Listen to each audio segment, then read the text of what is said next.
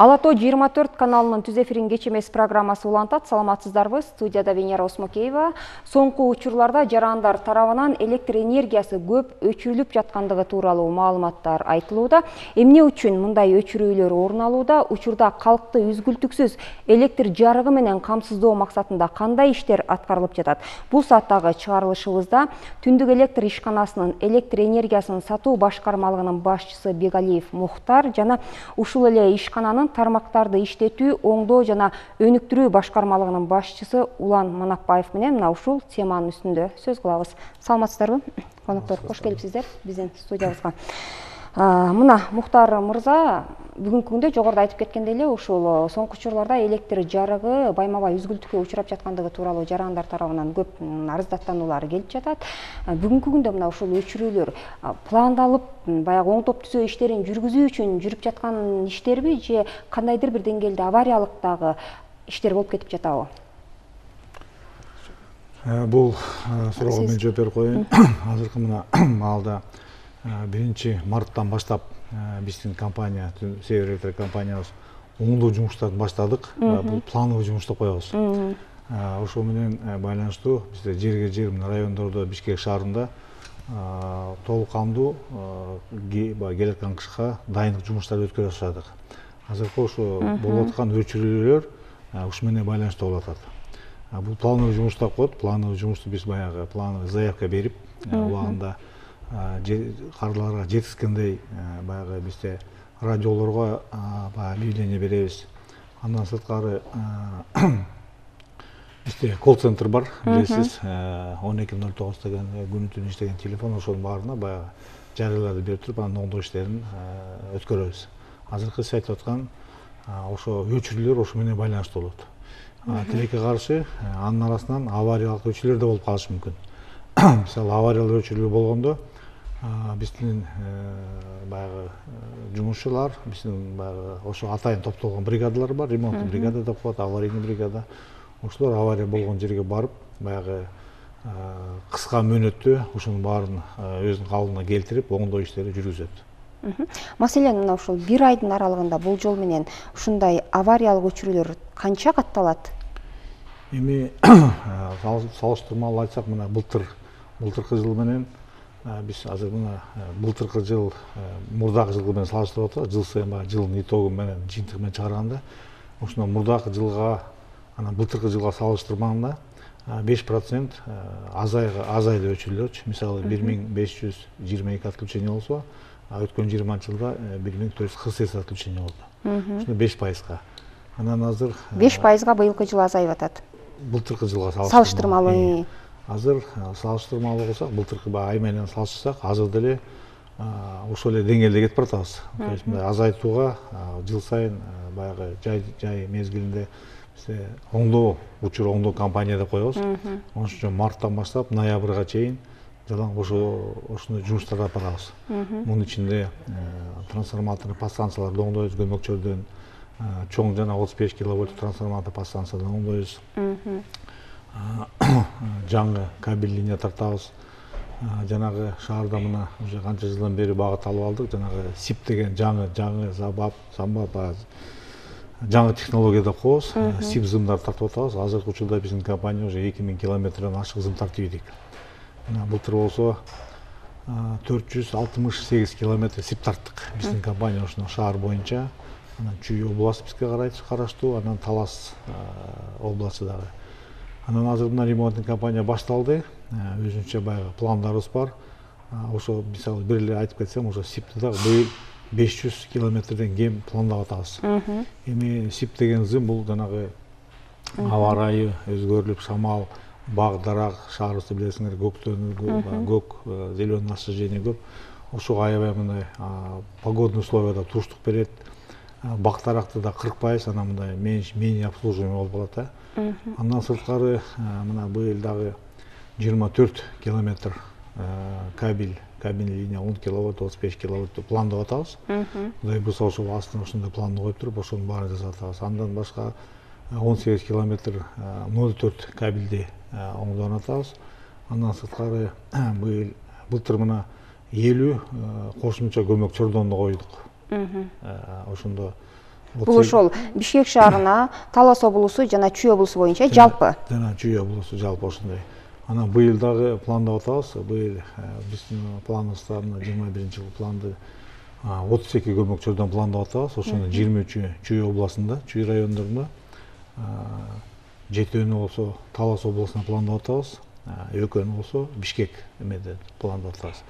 Ошол пландын баары биз баягы өткөн жылдын сала калып, баягы начар авариялар, өчүүлөр көп болгон жерди карап туруп, анан ошондо план түзүп, азыр ошонун үстүндө жумуш кылып атабыз. Анан жана сиз айтып кеткен авариялык өчүрлөр, анан жанагы планы өчүрлөр, анан жанагы авария өчүрлөр отопление тилекке каршы болуп атат, бирок жанагындай иш өткөзүп атабыз. А плановый отключение болсо, ал баягы пландалган жумуш эртең менен саат 8 жерде өчүрүп, анан саат 5ке чейин жумуштар өткөзүп атабыз. Кечинде кардарлар үйгө келгенде баягы үйүндө жарык, свет, жылуу болуп аракетин алып атабыз. Жогоруда сиз айтып кетпедиңизби, мына ушул калкты сапаттуу электр энергиясы менен камсыздоо багытында көмөкчү ордондорду санын көбөйтүү, электр чубалгыларын алмаштыруу маселелери боюнча биз иш алып барып атабыз деп. Бүгүнкү күндө мына ошол көмөкчү ордон, электр чубалгылары жана башка керектүү жабдыктары канча пайызга жаңыланды деп сиз айта аласыз? Ошо сиздерге таандык аймактардын жалпылап алганда. Эми мисалы көмөкчүрдөн айтып кетсек, бизде 9000ден ашык көмөкчүрдөн бар. Анан жыл сайын ошонун баарын оңдоп атабыз, потому что мындай эскирип убактыда келип атат. Бизде 50-жылкы орнотулган көмөкчүрдөн келип атат. Биринчиден ал уже баягы убагы жетип, колдонуудан чыгууга, колдонуудан чыгып атат. Андан сырткары көбөйтүү дагы баягы увеличение мощности кылып атабыз. Ошонун баарын эми 100% деп айта албайм, но ошого аракет кылып атабыз. Ай сайын өзүнүн планыбыз бар да.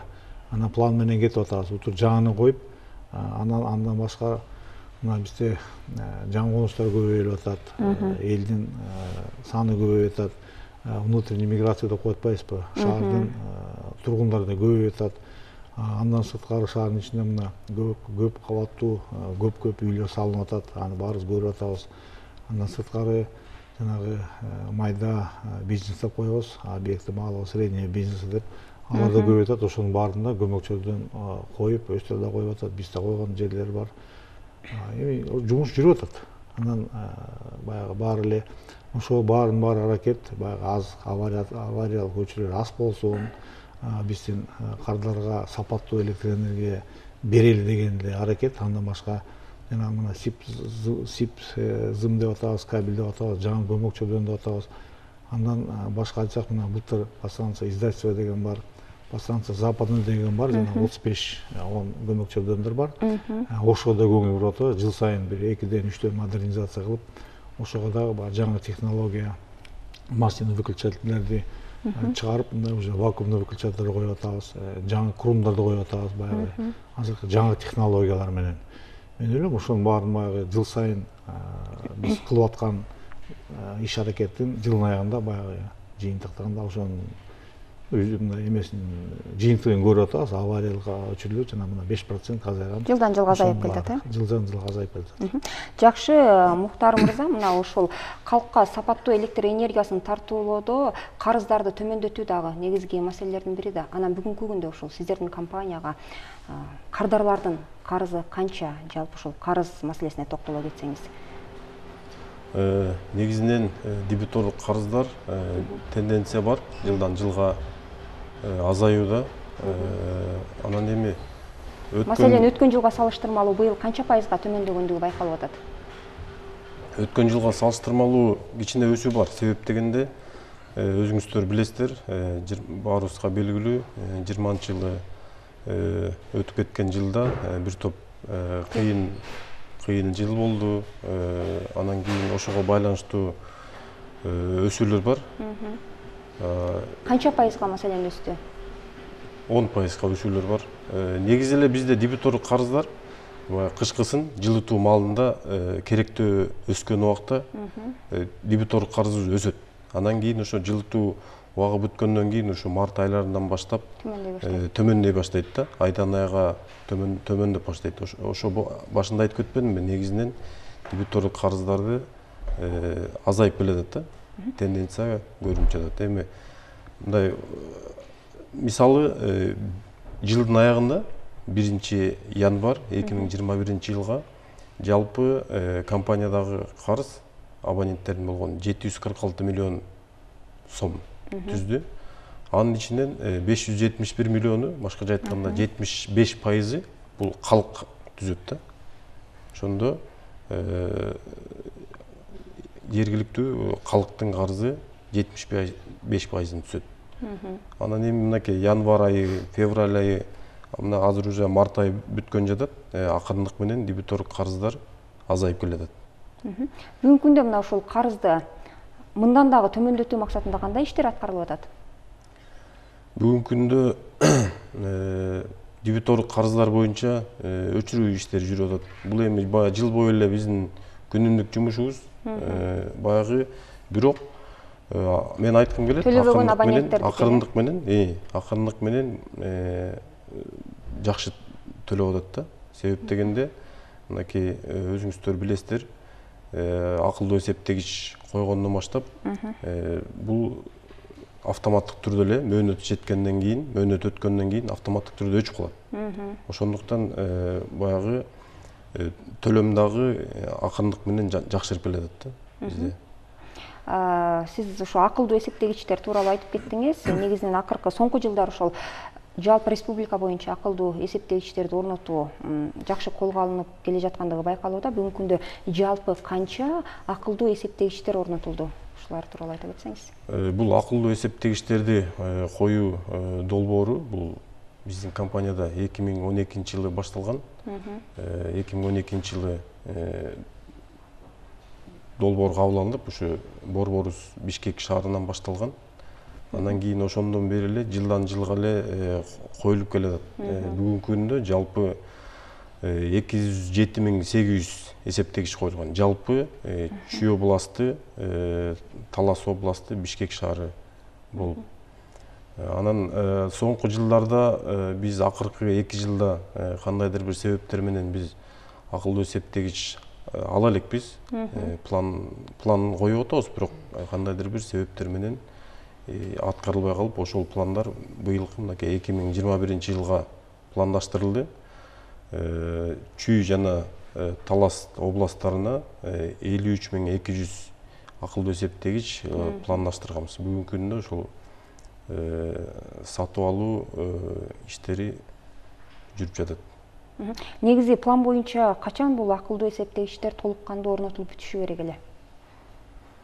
Эми бул компаниянын каражатына жараша биз жыл сайын бир пландаштырып атабыз. Кандайдыр бир көлөмдө пландаштырып атабыз.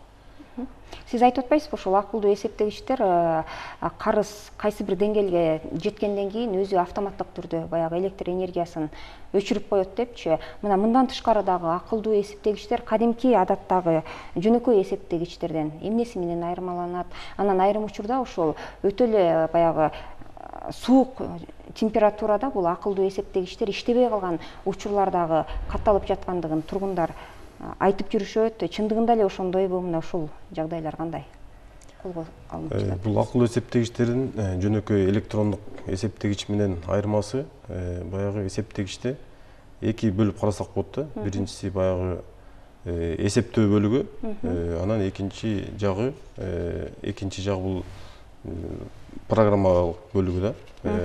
Эсептөө бөлүгү экөөнүкү бирдей эле. Колдонулган, сарпталган электр энергияны эсептөө бирдей эле. Болгону акылдуу эсептегичте ошол программалык бөлүгү бар да. Өзүндө жанагы мындай орусча айтканда память деп коет эмеспи, эси бар. Ошол жака сактайт дагы кандайдыр маалыматтарды. Эсептегичтин көрсөткүчү, ошол убакта эсептегичтен өтүп жаткан ток, чыңалуу, кубаттуулук деген сыяктуу маалыматтардын баарын өзүнө сактайт дагы, бизге керектүү учурда атайын борбор аркылуу бере алат да бизге. Андан кийин дагы өзгөчөлүктөрү, биз акылдуу эсептегичтин жардамы менен кубаттуулугун чектей алабыз. Мисалы, биз ар бир 3 фазалуу кардарга техникалык шарттар берип атпайбызбы? Ар кандай 3 киловатт, 5 киловатт, 10 киловатт деген сыяктуу, 20 киловатт. Ошого жараша биз акылдуу эсептегич менен техникалык шартка байланыштуу ушу чектей алабыз да. Эгер андан ашык колдонгон болсо, бул акылдуу эсептегичтин жардамы менен автоматтык түрдө өчүп калат. Анан кайра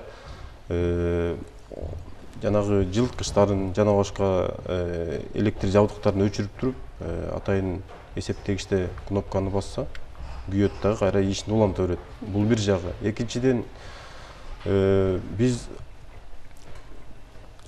кардарларга үйүнө барып эсептегичтин көрсөткүчтөрүн албайбыз. Качан ар бир ай сайын биз өзүбүзгө керек убакта ар бир айда баягы эсеп беришибиз керек да дөмөрчөгүн. Ошол убакта атайын графиктер аркылуу биз автоматтык түрдө атайын борборлоштурган сервер аркылуу эсептегичтин көрсөткүчтөрүн алабыз дагы эч кандай автоматтык түрдө. Анан кийин программа аркылуу эсеп дөмөрчөктөрүн чыгарып бере алабыз. Бул дагы баягы кардарларга так жана өз убагында эсеп дөмөрчөгүн берүүнүн бир жолу да.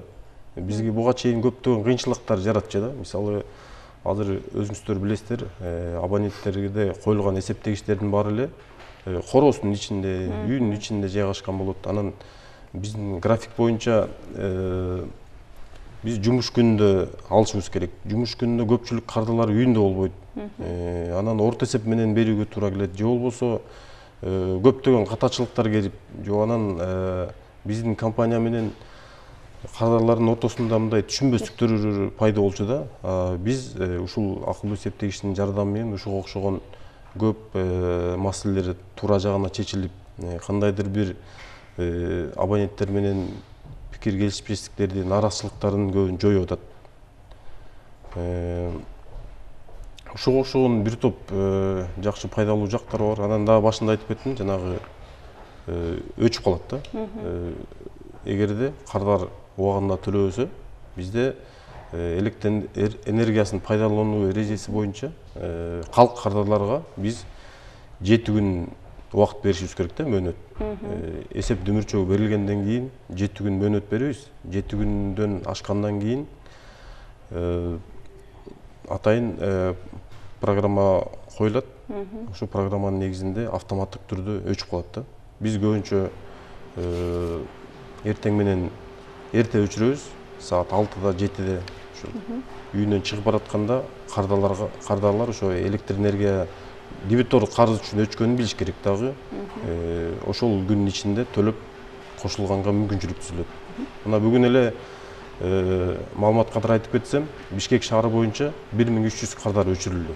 Мөөнөт өткөн дебиторлук карыз боюнча, Бишкек шаары боюнча. Ал эми Чүй, Талас областтары боюнча 500дөн ашык кардар өчүрүлдү. Туум канча күндөн баштап жазыла баштайт дедиңиз? 7 күндөн кийин баштап жазыла баштайт. Туум ушу жана мен буга чейин айтып кетпедимби? Калк кардарларга 7 күн берилет. 7 күндөн кийин төлөнбөсө туум кете баштайт. Ал эми калк эмес, өрүндүш кардарлар үчүн 5 жумушчу күнү берилет. Бул дагы ушул жанагы биздин эрежеге ылайык келген 5 жумушчу күндөн кийин төлөнбөсө туум өсө баштайт.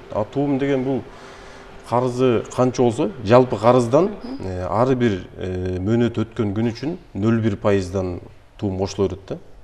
0,1%дан. Бирок бул 100%дан ашпаш керек. Жакшы, анан жогоруда өзүңүз белгилеп кеткендей, буга чейин баягы калктын көпчүлүк бөлүгү эсептегичтерди баягы үйүнүн ичине койсо, азыр үйүнүн тышына, жок эле дегенде баягы короосунун ичине кое баштабадыбы? Анан ушул буга чейин да сизден сурап кеттим эле, айрыкча кыш мезгилинде ушул суук аймактарда ошол акылдуу эсептегичтер кандайдыр бир деңгээлде автоматтык түрдө өчүп иштебей калган учурлар каталып жаткандыгы тууралуу жарандар айтып жатышат депчи. Чындап эле ошол суукка туруштук бербей өчүп калышы мүмкүнбү ушул акылдуу эсептегичтер? Бул акылдуу эсептегичтер биздин Кыргызстандын климатына булар ченелген, ылайыкташтырылган.